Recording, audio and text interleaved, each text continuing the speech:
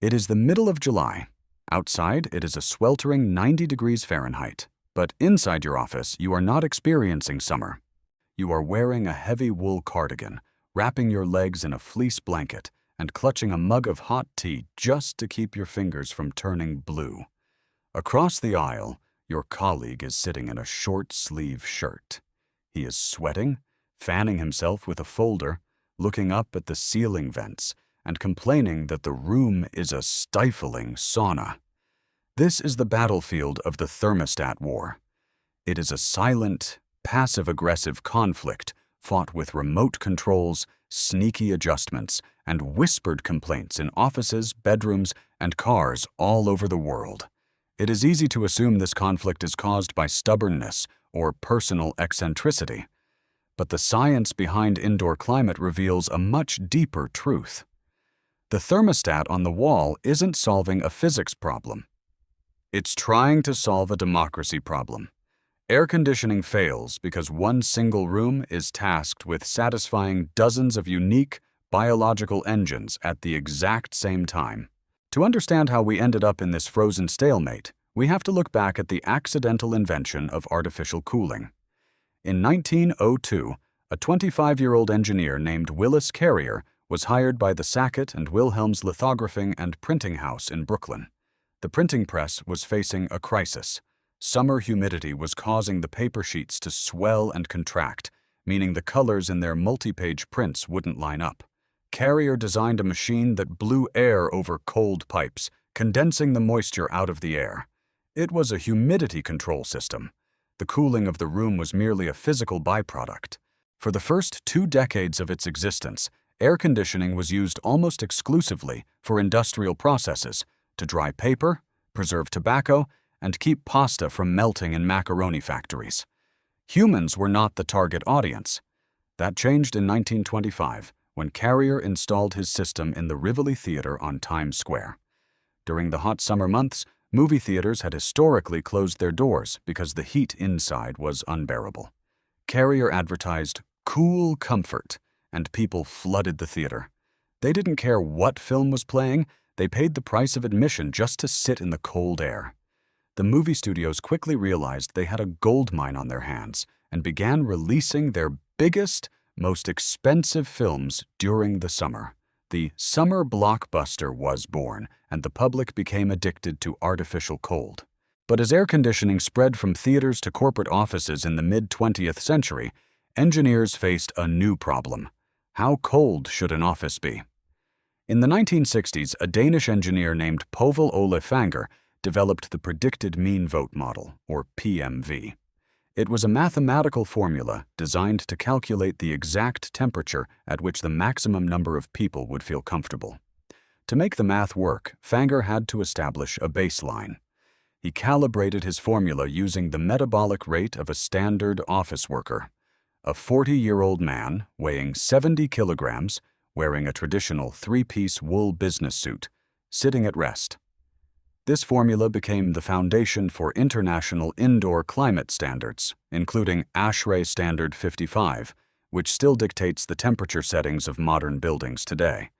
But in 2015, a study published in Nature Climate Change by Wouter van Marken Lichtenbelt and Boris Kingma exposed a massive flaw in this baseline. The researchers proved that the standard model overestimates the metabolic heat production of women by up to 35%. Because the standard office worker is no longer exclusively a middle-aged man in a wool suit, the system is calibrated to a biology that does not match half of the people in the room. The industry response to this study, however, revealed that the problem is not just physiological, it is also cultural. Organizations like ASHRAE pointed out that when clothing levels and activity rates are identical, the difference in temperature preference between men and women virtually disappears. The real culprit is the corporate dress code. In the engineering world, clothing warmth is measured in a unit called CLO. A naked person has a CLO value of 0. A full winter suit has a CLO value of 1.5. Modern office dress codes are highly asymmetric. During the summer, men are culturally expected to wear long trousers, button-down shirts, and closed-toe leather shoes, an outfit with a CLO value of around 0.7 to 1.0. Women, however, have much more flexibility, often wearing skirts, light dresses, and open-toe shoes, an outfit with a CLO value of 0.3 to 0.5. Because the air conditioning is set to keep the overdressed men from sweating, the underdressed women are forced to freeze. The thermostat is actively calibrating the room to a wool suit. But even if you ignore the dress code, our bodies are biologically distinct radiators. Muscle tissue is metabolically active. It burns energy and generates heat even when you are sitting still. Fat tissue, on the other hand, acts as a passive insulator, retaining heat rather than producing it. On average, men have a higher ratio of muscle mass to body fat than women, meaning they are active heat producers. Men are like furnaces, constantly dumping heat into the air, while women's bodies are designed to retain core warmth. When a woman's body registers a drop in temperature, it initiates vasoconstriction, the narrowing of blood vessels near the skin, much faster than a man's. This process pulls warm blood away from the skin and limbs, concentrating it around the internal organs to keep them safe. While this is an excellent survival mechanism for an ice age, in a modern office it means a woman's hands and feet can physically drop in temperature by up to 3 degrees Celsius, triggering an intense, uncomfortable feeling of cold.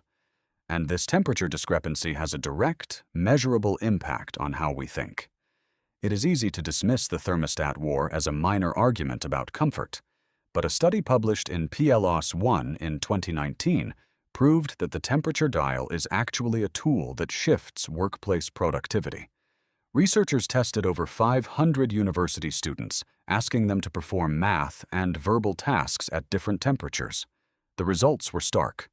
As the room got warmer, women's scores on both math and verbal tests climbed steadily. Conversely, as the temperature dropped, their performance plummeted. For men, the opposite was true. Their performance was slightly better at cooler temperatures and drifted downward as the room warmed up. Every time you turn the thermostat dial, you are not just changing the comfort level, you are changing the cognitive performance of your staff. A cold office is literally a tax on female productivity. And if you want to see this biological mismatch in action, watch what happens at 1:30 p.m. Immediately after lunch, half the office will suddenly start putting on jackets, even if the temperature in the room hasn't changed by a fraction of a degree. Physiologically, this is related to what is known as the post-lunch chill. When you eat a meal, your autonomic nervous system redirects blood flow away from your skin and muscles toward your digestive tract to help process the food. With less warm blood flowing near the surface of your skin, your external temperature sensors register a sudden drop. The room hasn't gotten colder. Your body has just turned down its own heating system. Faced with constant complaints, building managers have resorted to psychological warfare. They use the Placebo thermostat. If you look around your office, you might see a plastic dial or a digital control panel on the wall. You walk over, turn it down 2 degrees, and feel a sense of relief. But in many modern commercial buildings, a substantial share of these dials on the wall are completely fake. In fact, when the trade publication Air Conditioning, Heating, and Refrigeration News surveyed technicians, a staggering 73% admitted to installing dummy thermostats at least once in their career. They are dummy boxes, either entirely disconnected from the HVAC system or locked by a central computer that ignores your input. Yet, facility managers report that installing these fake dials significantly reduces temperature complaints. Behavioral scientists call this the illusion of control. If your brain believes it has agency over the environment, your stress levels drop and your subjective comfort increases. The act of turning the dial is a physical placebo that tricks your body into feeling warmer or cooler. Because the truth is, a single room temperature is a physical myth. Even if the thermostat reads 72 degrees Fahrenheit, that number is only an average of a highly chaotic space. Your body is a 100-watt radiator. As you sit at your desk, you generate a rising column of warm air called a thermal plume. If the air in the room is still, this plume wraps around you like a warm jacket. But if you are sitting directly beneath an air conditioning vent, the high-velocity stream of cold air blows your thermal plume away. This air movement, the draft, cools your skin far faster than still air at the same temperature. You feel cold not because of the thermometer, but because of the air velocity. At the same time, the person sitting by the window is being bombarded by solar radiation, receiving hundreds of watts of heat directly through the glass, while the person in the interior corner receives none. You are sitting in the same office, but you are living in two different climate zones. This is why a perfect, peaceful room temperature is mathematically impossible. When Pavel Olfanger designed his comfort equations, he included a metric called the predicted percentage of dissatisfied, or PPD. The formula proves that even in a theoretically perfect room, calibrated to the exact average preference of its occupants, at least 5% of the people will always be dissatisfied. The physics of human biology guarantee that consensus is impossible. The thermostat is trying to govern a population that cannot agree, and this disagreement has a massive global cost. In the United States alone, the practice of overcooling commercial buildings during the summer, often keeping them 5 degrees colder than necessary, wastes an estimated $10 billion in energy costs every year. And all that cold air pumped inside is dumped directly onto the streets. In dense cities, the collective heat exhaled by millions of air conditioning units creates the urban heat island effect, raising outdoor temperatures and forcing the AC units to run even harder. It is a self-reinforcing loop. We make our streets hotter just to keep our offices freezing. The next time you find yourself shivering at your desk, wrapping yourself in a cardigan, and staring angrily at the locked plastic box cover over the thermostat, try to look at the conflict differently. You are not just arguing with a stubborn colleague who wants the room to feel like a refrigerator.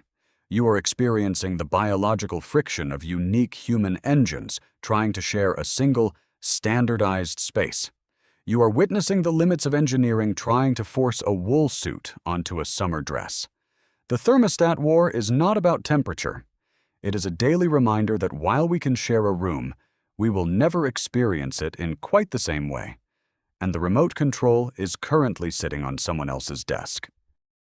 If you want to understand more about the hidden systems of daily life, subscribe, because next time we'll dissect a massive transit machine and the invisible triggers designed to put your brain on high alert the moment you step inside.